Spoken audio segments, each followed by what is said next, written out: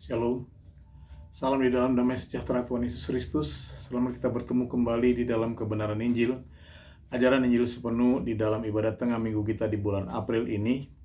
Masih di bulan Paskah di tahun ini, tahun pemuritan.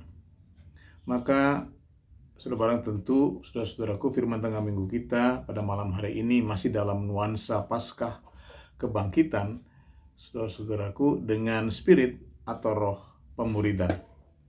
Dengan tema kebangkitan murid Kristus. Hari ini kita akan membahas lebih dalam, saudara-saudaraku, dan lebih terinci pemuritan oleh kuasa kebangkitan Kristus. Sekali lagi, hari ini kita akan membahas lebih dalam pemuritan oleh kuasa kebangkitan Kristus sesuai dengan ajaran kebangkitan yang tertulis di dalam Roma pasal 8, hidup oleh roh. Di mana makna dari hidup oleh roh itu artinya adalah kebangkitan atau dibangkitkan oleh kuasa Roh Kudus. Itulah intisari kebangkitan murid Kristus yang akan kita pelajari pada malam hari ini. Mari kita periksa ayatnya, saudara-saudaraku, yang tertulis di dalam kitab Roma pasal 8. Roma pasal 8, kita buka, kita baca ayat 8, ayat 10 sampai 11. Tetapi jika Kristus ada di dalam kamu, maka tubuh memang mati karena dosa, tetapi roh adalah kehidupan oleh karena kebenaran. Dan jika roh Dia yang telah membangkitkan Yesus dari antara orang mati diam di dalam kamu, maka Ia yang telah membangkitkan Kristus Yesus dari antara orang mati akan menghidupkan juga tubuhmu yang fana itu oleh rohnya yang diam di dalam kamu. Amin. Inilah, saudara-saudaraku, proses hidup oleh roh, kebangkitan atau dibangkitkan oleh kuasa Roh Kudus. Di dalam pelajaran Roma 8 ini, itu maknanya adalah teladan kebangkitan Kristus.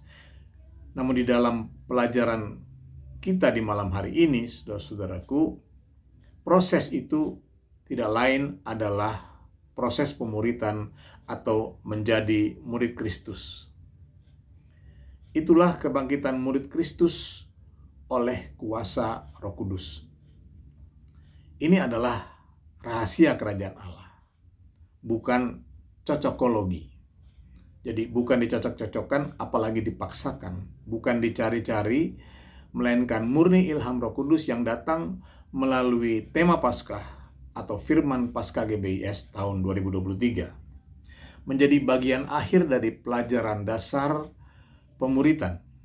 Sebelum masuk ke dalam topik selanjutnya untuk bulan yang akan datang, yaitu pengantar sekolah Roh Kudus. Yang dimaksud dengan pengantar adalah kita akan belajar tentang contoh atau teladan murid-murid Yesus Kristus di zaman para rasul. Sekali lagi, ini bukan rekayasa, saudara-saudaraku, melainkan murni rancangan dan kehendak Tuhan Yesus untuk kita pelajari dan kita mengerti. Karena contoh atau keteladanan murid-murid, yaitu teladan Rasul Petrus dan Rasul Paulus, itu sudah saya dapatkan dari sejak tahun yang lalu. Maka jelaslah, saudara-saudaraku, di dalam proses pemuritan, peran Roh Kudus adalah peran utama yang dominan. Sesuai dengan ayat yang kita baca tadi, yaitu proses 2 tahap. Tahap pertama ialah ayat 10. Kita baca kembali Roma 8 ayat 10. Tetapi jika Kristus ada di dalam kamu, maka tubuh memang mati karena dosa, tetapi roh adalah kehidupan oleh karena kebenaran. Amin. Di dalam tahap ini, saudara-saudaraku, dikatakan bahwa Kristus harus diam di dalam kita. Terlebih dahulu, Kristus harus diam di dalam kita. Apa yang dimaksud dengan Kristus yang diam di dalam kita? Ini sudah pernah kita bahas berulang-ulang, saudara-saudaraku. Maksudnya adalah firman Kristus atau Injil sepenuh harus terlebih dahulu diam di dalam kita. Sebab itulah kebenaran yang memberi kehidupan, kebenaran yang memerdekakan.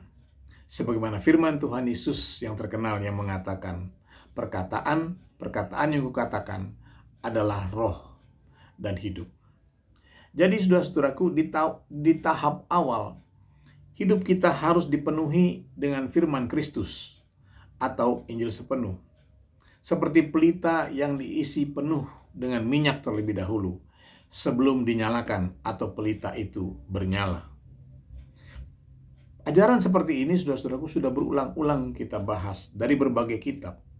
Contoh dari kitab Matius 5, ya kita hafalan saja saudara-saudaraku. Matius 5 tentang terang dunia. Di sana dikatakan bahwa pelita itu harus penuh dulu dengan minyak, baru diangkat ke atas kaki Dian dan dinyalakan supaya menerangi semua orang. Atau dari Matius 25 tentang perumpamaan 10 gadis. 5 diantara bijaksana dan 5 diantaranya bodoh. Gadis yang bijaksana itu adalah gadis yang membawa pelita yang diisi penuh dengan minyak. Sedangkan gadis yang bodoh tidak diisi penuh dengan minyak. Kita tahu apa akibatnya, saudara-saudaraku. Juga kita pernah belajar dari Yohanes 2 tentang mujizat di Kana, di mana Tuhan Yesus memberi perintah kepada para pelayan untuk mengisi tempayan-tempayan itu penuh dengan air. Tempayan yang berjumlah 6 itu menggambarkan manusia yang harus dipenuhi oleh air kehidupan terlebih dahulu. Apa itu air kehidupan, saudaraku? Ajaran keteladanan Tuhan Yesus. Kalau sudah penuh dengan air kehidupan, barulah terjadi mujizat. Air berubah menjadi anggur. Atau kita pernah belajar juga dari Yohanes 8, kebenaran yang memerdekakan, di mana Yesus Kristus berkata kepada orang-orang Israel yang percaya kepadanya, "Jikalau kamu tetap tinggal dalam firman-Ku, maka kamu benar-benar adalah murid-murid-Ku. Kamu akan mengetahui kebenaran dan kebenaran itu akan memerdekakan kamu." Juga dari Yohanes 15 tentang pokok anggur, di mana Tuhan Yesus berfirman, "Jikalau kamu tetap tinggal di dalam Aku." Apa itu tinggal di dalam Tuhan Yesus? Itu menjadi hamba. Tidak kemana-mana. Tetap tinggal pada Tuannya. Tetap mengikuti Tuannya. Kemudian Tuhan Yesus menambahkan, "Dan firman-Ku tinggal di dalam kamu." Maka kita akan berbuah-buah banyak. Saudara-saudaraku, semuanya itu berbicara tentang Injil sepenuh atau firman Kristus yang harus memenuhi hidup kita terlebih dahulu. Saudara-saudaraku, barulah Roh Kudus hadir. Hari ini ajaran yang sama muncul kembali lewat kitab Roma pasal yang ke-8. Ini menyatakan bahwa ajaran hidup oleh Roh di dalam kitab Roma pasal 8 adalah merupakan ajaran Injil sepenuh tentang pemuritan atau menjadi murid Tuhan Yesus Kristus. Umat yang penuh dengan Injil. Penuh dengan Injil artinya belajar Injil dulu sampai tamat, barulah kita bisa mengalami kebangkitan seperti Kristus. Dibangkitkan oleh Roh Kudus. Secara khusus hal ini ditulis juga di dalam kitab Lukas 6. Kita buka Lukas 6 ayat yang ke-40. Lukas 6 ayat yang ke-40, saudara-saudaraku. Firman Tuhan Yesus, "Seorang murid tidak lebih daripada gurunya, tetapi barang siapa yang telah tamat pelajarannya akan sama dengan gurunya." Amin. Hari ini menjadi terang bagi kita apa makna daripada sama dengan gurunya, yaitu mengalami kebangkitan, mengalami hidup baru oleh kuasa Roh Kudus. Itulah kehidupan murid-murid Kristus yang penuh dengan Injil, sehingga siap untuk masuk proses tahap yang kedua. Proses tahap yang kedua itu tertulis dalam ayat 11, kita baca kembali Roma 8 ayat 11. Roma 8 ayat 11, "Dan jika roh Dia yang telah membangkitkan Yesus dari antara orang mati diam di dalam kamu, maka Ia yang telah membangkitkan Kristus Yesus dari antara orang mati akan menghidupkan juga tubuhmu yang fana itu oleh Roh-Nya yang diam di dalam kamu." Di dalam tahap ini, saudara-saudaraku, Roh Kudus sudah berkenan diam di dalam kehidupan kita, menguasai dan memimpin kehidupan kita sebagai anak-anak Allah. Sebagaimana juga tertulis di dalam kitab Roma 8 dalam ayat selanjutnya. Kita periksa Roma 8 ayat 14. "Semua orang yang dipimpin Roh Allah adalah anak Allah." Haleluya, saudaraku. Kuncinya harus Injil sepenuh terlebih dulu. Bukan cuma hafal, tetapi juga mengerti dan melakukan. Mengerti teori dan prakteknya. Mengerti ajaran dan keteladanan Yesus Kristus. Itu berarti harus bertekun di dalam Injil Perjanjian Baru, sebab Injil Perjanjian Baru itulah buku wajib murid-murid Tuhan Yesus. Di dalamnya sudah terkandung kutipan-kutipan dari Perjanjian Lama. Jadi, kalau kita bertekun di dalam Injil, saudara, kita tidak perlu takut ketinggalan pelajaran Perjanjian Lama, sebab di dalam Injil Perjanjian Baru itu sudah dilengkapi dengan kutipan-kutipan dari Perjanjian Lama mengenai para nabi, ya, mengenai Abraham, Nuh, Adam dan Hawa, Raja Daud dan sebagainya dan sebagainya. Tidak perlu khawatir, saudara-saudaraku. Bagi yang punya niat menjadi murid Tuhan Yesus, harus mau mendahulukan Injil Perjanjian Baru, mengutamakan Injil Perjanjian Baru. Sebab itulah caranya Kristus diam di dalam kita. Sehingga turunlah kasih karunia Allah. Kita menjadi layak menjadi murid Tuhan Yesus. Resmi menjadi murid Tuhan Yesus Kristus. Dibangkitkan menjadi murid-murid Tuhan Yesus. Apa kesimpulan kita, saudara-saudaraku? Ada dua kesimpulan kita. Yang pertama, Roh Kudus itu dicurahkan. Roh Kudus itu turun berdasarkan keperluan. Dan yang kedua, saudara-saudaraku, selanjutnya Roh Kudus akan membangkitkan murid-murid Kristus menjadi anak-anak Allah. Menjadi sama dan serupa dengan Kristus Yesus, Sang Guru sejati. Jadi, saudara-saudaraku, Roh Kudus turun berdasarkan keperluan, bukan berdasarkan permintaan. Kita sudah sampai di bagian penutup, saudara-saudaraku. Sekali lagi, Roh Kudus turun atau Roh Kudus dicurahkan berdasarkan keperluan dan kepentingan, saudara-saudaraku. Siapakah yang paling memerlukan Roh Kudus? Murid-murid Tuhan Yesus. Untuk kepentingan apa? Untuk kepentingan siapa? Untuk kepentingan pekerjaan Allah di dalam dunia ini. Sesuai dengan 3 pilar pemuridan. 1. Mengenal Allah dengan benar. 2. Mengenal kebenaran. Dan ketiga, menjadi anak-anak Allah serupa dengan Kristus Yesus. Saudara-saudaraku yang berbahagia di dalam Injil sepenuh, untuk dapat mengenal Allah Tritunggal dengan benar, diperlukan roh hikmat dan wahyu. Itu tertulis dalam kitab Efesus 1, kita periksa. Kitab Efesus 1 ayat 15-18. Karena itu setelah aku mendengar tentang imanmu dalam Tuhan Yesus dan tentang kasihmu terhadap semua orang kudus, aku pun tidak berhenti mengucap syukur karena kamu, dan aku selalu mengingat kamu dalam doaku.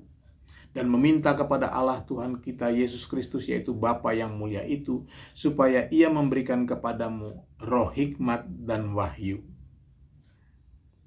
untuk mengenal Dia dengan benar, dan supaya Ia menjadikan mata hatimu terang, agar kamu mengerti pengharapan apakah yang terkandung di dalam panggilannya, betapa kayanya kemuliaan bagian yang ditentukannya bagi orang-orang kudus.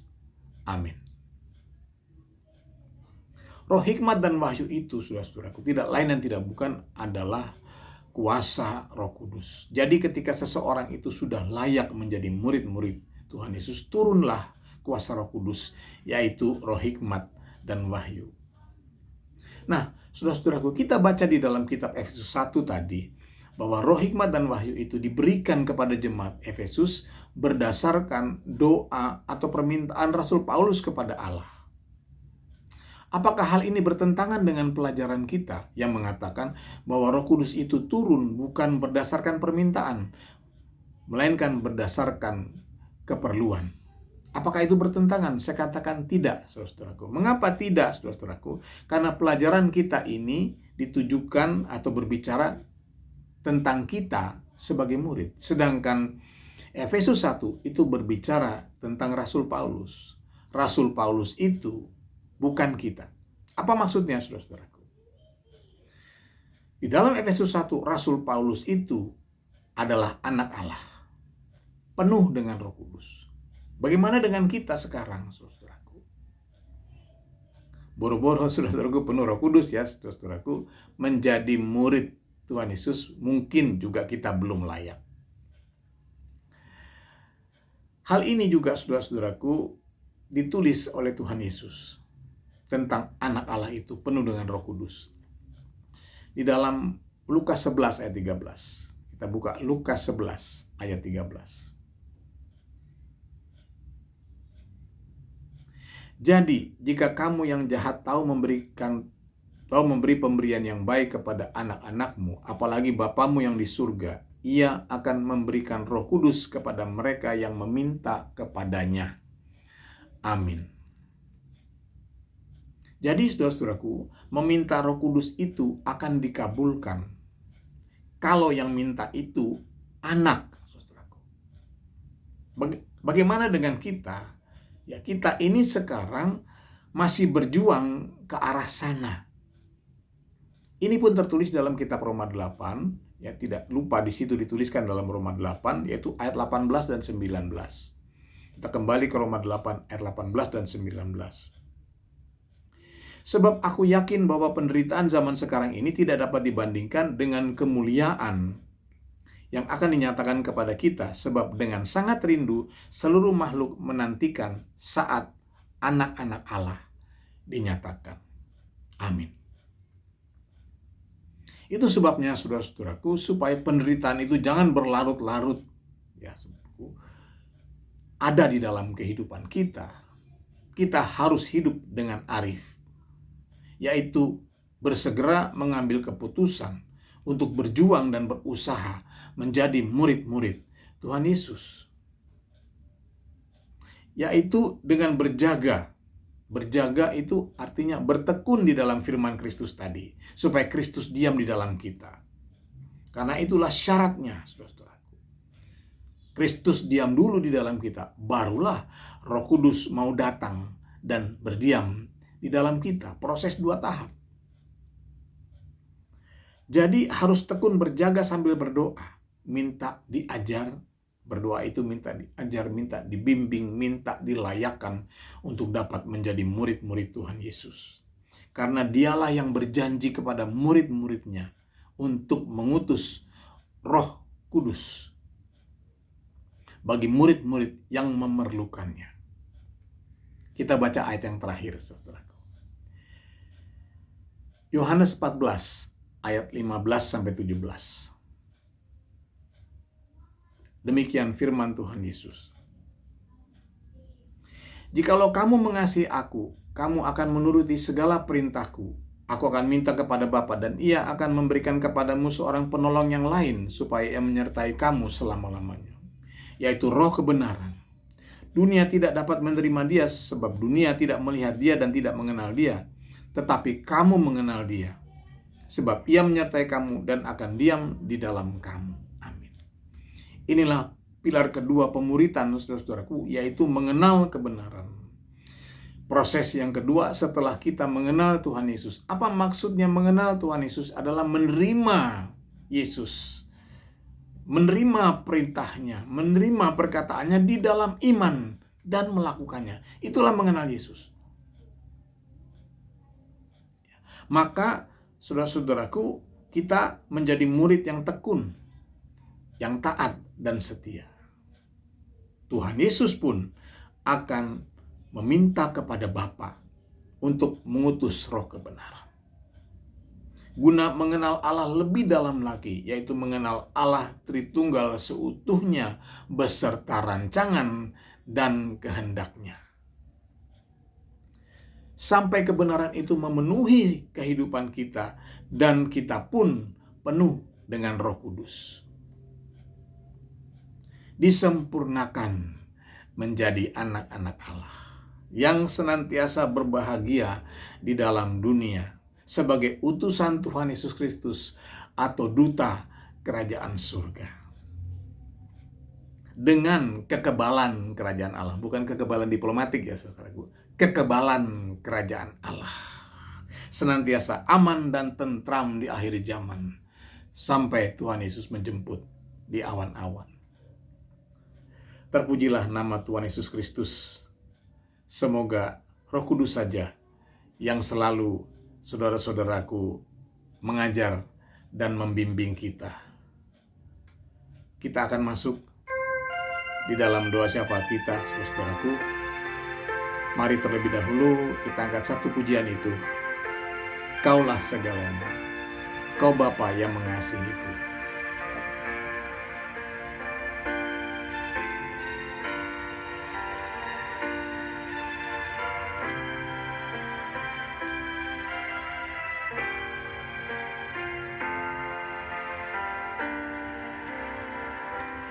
Kau Bapa yang mengasihiku, kuasa-Mu memulihkanku, hati yang baru Kau berikan, untukku dapat melihat rencana-Mu indah bagiku. Kau ada di setiap jalanku, hatiku haus dan lapar akan Engkau. Kaulah segalanya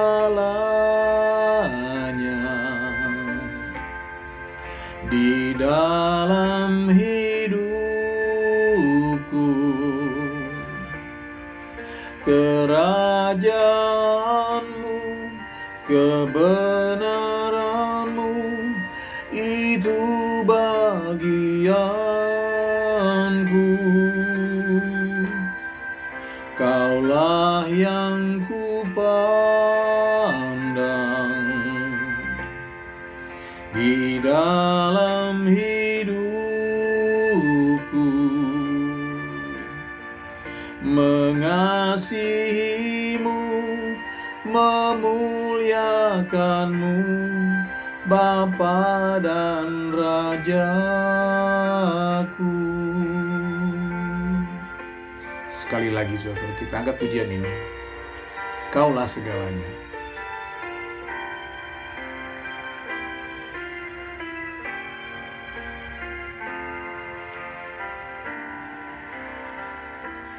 Kau Bapa yang mengasihiku,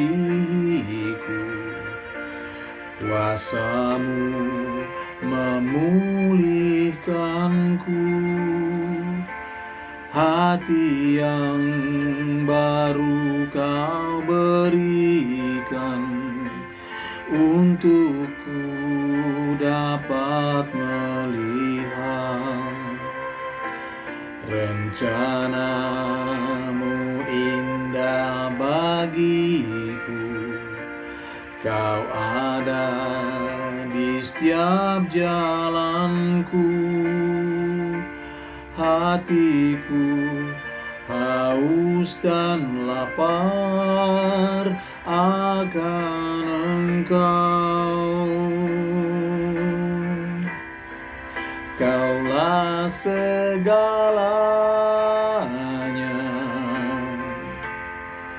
di dalam hidupku. Kerajaan-Mu, kebenaran-Mu, itu bagianku. Kau layak ku pandang selama hidupku.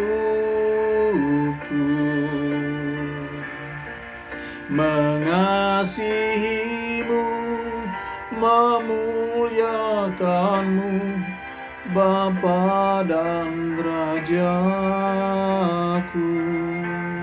ngasihimu, ngasihimu memuliakanmu, Bapa dan Rajaku. Kita masuk di dalam doa. Bapa di dalam kerajaan surga, Tuhan Yesus Kristus, sungguh hati kami melimpah dengan ucapan syukur. Engkau yang memimpin ibadah tengah minggu ini Bapa, dari awal pertengahan sampai akhirnya. Kalau kami boleh ada Tuhan di hari ini mengikuti ibadah ini, semua adalah anugerah-Mu yang begitu indah kepada kami. Karena Engkau mau menjamah kami dan Engkau mau melawat kami dengan firman-Mu. Terima kasih Bapa buat lawatan firman-Mu di malam hari ini yang mengajarkan kepada kami Bapa di dalam surga, agar kami bertekun di dalam Injil-Mu, agar Engkau Kristus boleh ada di dalam kami. Sebab itulah jalan Tuhan, kebangkitan bagi kami. Roh-Mu yang kudus datang dan tinggal di dalam hati kami dan menyempurnakan kami menjadi anak-anak-Mu, anak-anak Allah yang maha tinggi. Terima kasih Tuhan Yesus Kristus, biarlah Roh-Mu yang kudus nantiasa memeteraikan dan mengingatkan, mengajar-ajari kebenaran Injil-Mu ini di dalam kehidupan kami. Terima kasih Bapa. Kami rasakan Tuhan hadirat-Mu ada di tengah-tengah kami. Jamahan-Mu Tuhan, oh Bapa di dalam surga, mengurapi kami. Biarlah Tuhan hadirat-Mu itu menjamah seisi rumah tangga kami, sehingga kami boleh dipersatukan Bapa di dalam nama-Mu, di dalam kasih-Mu, dan di dalam kebenaran Injil-Mu. Dan biarlah juga hadirat-Mu boleh memancar ke kiri, ke kanan, ke depan, ke belakang, sekeliling rumah kami, kepada tetangga-tetangga kami, agar mereka boleh melihat dan merasakan kasih-Mu nyata di dalam kehidupan kami. Dan mereka pun mau datang bersama-sama dengan kami untuk menyembah-Mu, beribadah kepada-Mu di rumah-Mu. Terima kasih Bapa. Kami bawakan rumah-Mu Tuhan, gereja Bethel Injil sepenuh di Jalan Baladewa. Biarlah kiranya kuat kuasa-Mu yang memagari Tuhan gereja kami, menjauhkan daripada segala yang jahat, orang-orang jahat, roh-roh jahat, ajaran sesat. Biarlah kuasa-Mu Tuhan memulihkan gereja-Mu Bapa di dalam surga. Setiap jam-jam ibadah kami, sekolah minggunya, remajanya, pemudanya, kaum prianya, kaum wanitanya, pos doanya, ya Bapa di dalam surga, Kau pulihkan Tuhan. Terima kasih Bapa. Kau tambah-tambahkan pekerja-pekerja-Mu, Kau mengirimkan pekerja-pekerja-Mu kepada gereja-Mu ini Tuhan Yesus Kristus, agar gereja-Mu semakin berakar, bertumbuh dan berbuah-buah. Kembalikanlah jiwa-jiwa yang lama, tambahkanlah jiwa-jiwa yang baru. Kami bawakan seluruh sidang jemaat-Mu dari yang termuda sampai yang tertua, jiwa baru, jiwa lama sekaliannya Tuhan. Engkaulah yang menyertai Tuhan hamba-hamba-Mu dan domba-domba-Mu di dalam setiap pergumulan mereka. Mereka yang bergumul untuk kelemahan dan sakit penyakit, mari ulurkan tangan-Mu dan jamah di dalam nama Tuhan Yesus Kristus. Mereka boleh bebaskan, dipulihkan, dan disembuhkan. Juga mereka yang bergumul Tuhan untuk pekerjaannya, mari tolong bela, ya Tuhan Yesus Kristus. Mereka yang bergumul Tuhan untuk keluarganya, suami bergumul kepada istri, untuk istri, istri bergumul untuk suami, orang tua bergumul untuk anak, dan anak yang bergumul untuk orang tuanya. Kiranya Tuhan mendapat rahmat, mendapat Tuhan pertolongan yang daripada-Mu. Terima kasih Bapa di dalam surga. Kami membawakan kehidupan sidang jemaat-Mu Tuhan, hari demi hari Tuhan. Mereka yang sekolah, yang kuliah, yang bekerja, mengerjakan tugas-tugas rumah tangga, berusaha, wirasasta, dan berdagang. Nyatalah kiranya kerajaan-Mu, nyatalah kedaulatan-Mu dalam kehidupan sidang jemaat-Mu setiap hari. Terutama Tuhan bagi saudara-saudara kami yang berkekurangan. Mereka Tuhan para janda, anak yatim, yatim piatu, para manula. Mari Tuhan Kau melawat dan memberkati mereka. Kami hidup hanya oleh belas kasihan-Mu. Kami berdoa secara khusus buat Ibu Gembala kami Tuhan di masa tuanya. Kau membebaskan dia dari segala penderitaan dan sakit penyakit, dari serangan-serangan penyakit Bapa di dalam surga dan kesesakan. Biar di masa tuanya ia berbahagia dalam gendongan-Mu, menikmati kasih sayang-Mu dan urapan-Mu. Demikian hamba-hamba-Mu Tuhan Yesus Kristus, terutama para pendeta dan pendeta muda dan para pengerja yang membawakan firman-Mu. Penuhi hati dan pikiran mereka dengan ilham Roh Kudus, kebenaran Injil yang daripada-Mu. Terima kasih Bapa di dalam surga. Memberkati pelayanan-pelayanan satu minggu ini Tuhan ke depan. Kami bawakan Bapa di dalam surga untuk ibadah tengah minggu, anak besok. Demikian juga ibadah kaum wanita hari Sabtu yang diteruskan dengan ibadah kaum muda. Terlebih ibadah raya, ibadah Sabat kami Bapa di dalam surga dilanjutkan dengan ibadah kaum pria dan sekolah minggu. Ya Tuhan, lawatlah Bapa, hadirlah di tengah-tengah sidang jemaat-Mu, memberikan pemulihan dan kebangkitan. Demikian juga sampai kepada minggu yang akan datang, ibadah tengah minggu seperti sekarang ini, Kau berikan kesetiaan bagi umat-Mu Bapa di dalam surga. Biarlah pemberitaan Injil-Mu ini boleh Tuhan sampai kepada banyak-banyak jiwa. Terima kasih Bapa di dalam surga. Akhirnya kami bawakan Bapa untuk umat pilihan-Mu bangsa Israel. Biar kiranya Tuhan kuat kuasa-Mu memegari negara Israel di tengah-tengah krisis dunia ini. Engkau juga yang membangkitkan para penginjil-penginjil-Mu, menambah-nambahkan jumlah dan bilangannya, terutama dari ke-12 suku umat kesayangan-Mu, perlengkapi dengan tanda-tanda ajaib di dalam nama-Mu. Utuslah ke seluruh penjuru pelosok wilayah Israel, agar nama-Mu Tuhan Yesus dimuliakan, diagungkan, dihormati, disegani, ditakuti di seluruh daerah Israel. Mohon berkat-Mu buat kota Yerusalem, penuh dengan damai sejahtera, terutama oleh lawatan Roh-Mu yang kudus. Terima kasih Bapa di dalam surga. Kami bawakan juga bangsa negara kami Indonesia ini, kota kami Tuhan dan provinsi kami Tuhan. Engkau berkati, jauhkan dari berbagai macam bencana, tulah-tulah tanda-tanda akhir zaman. Lindungi umat-Mu Tuhan daripada segala Tuhan bencana dan tulah-tulah di akhir zaman ini. Ampuni dosa kesalahan bangsa kami, biar bangsa kami mendapat kasih karunia-Mu. Selamatkanlah oleh kebenaran Injil-Mu. Berkatilah penginjilan-penginjilan di Indonesia. Tambah-tambahkanlah jumlah bilangan hamba-hamba-Mu yang Kau urapi. Perlengkapi dengan tanda-tanda ajaib di dalam nama, mengutus ke seluruh wilayah Indonesia agar bertambah-tambah jumlah dan bilangan saudara-saudara kami sebangsa dan setanah yang bertobat, menerima Yesus Kristus sebagai Tuhan dan Juru Selamat, jumlahnya lebih banyak dari saat-saat kemarin kami berdoa kepadamu. Pimpin para petobat baru, pimpin para murtadi dengan kebenaran Injil-Mu, biar berita Injil sepenuhnya meluas di seluruh Indonesia ini. Lawat pemerintahan kami dari yang tertinggi sampai yang terendah, agar mereka Tuhan boleh mengerti apa yang menjadi kehendak-Mu. Beri mereka roh takut akan Tuhan. Beri mereka untuk menjalankan kemampuan menjalankan pemerintahan di dalam kasih, pemerintahan yang berkerukunan agar bangsa ini diberkati. Bapa di dalam surga, ulurkanlah tangan-Mu untuk menghancurkan segala bentuk Tuhan keserakahan, korupsi, kefasikan Bapa di dalam surga, kemunafikan, kepalsuan Tuhan, radikalisme dari tubuh pemerintahan di Indonesia ini. Terima kasih Bapa di dalam surga. Akhirnya kami serahkan jiwa raga kami sepanjang malam ini Tuhan dalam istirahat kami ke dalam tangan-Mu. Mohon kiranya sementara tubuh kami terlelap, roh kami berjaga-jaga karena Roh-Mu yang kudus, agar besok kami boleh dibangkitkan menjadi umat yang berkemenangan di dalam nama-Mu. Terima kasih Bapa di dalam surga. Inilah Tuhan doa dan permohonan kami. Kami mohonkan berlandaskan nama-Mu yang ajaib dan berkuasa. Di dalam nama Tuhan Yesus Kristus, Juru Selamat kami yang hidup sampai selama-lamanya. Dan di dalam nama Tuhan Yesus kami akan menutup ibadah ini dengan doa yang Kau ajarkan. Bapa kami yang di surga, dikuduskanlah nama-Mu. Datanglah kerajaan-Mu. Jadilah kehendak-Mu di bumi seperti di surga. Berikanlah kami pada hari ini makanan kami yang secukupnya. Dan ampunilah kami akan kesalahan kami, seperti kami juga mengampuni orang yang bersalah kepada kami. Dan jangan bawa kami ke dalam pencobaan, tetapi lepaskanlah kami daripada yang jahat. Karena Engkau yang punya kerajaan dan kuasa dan kemuliaan sampai selama-lamanya. Haleluya. Amin. Shalom.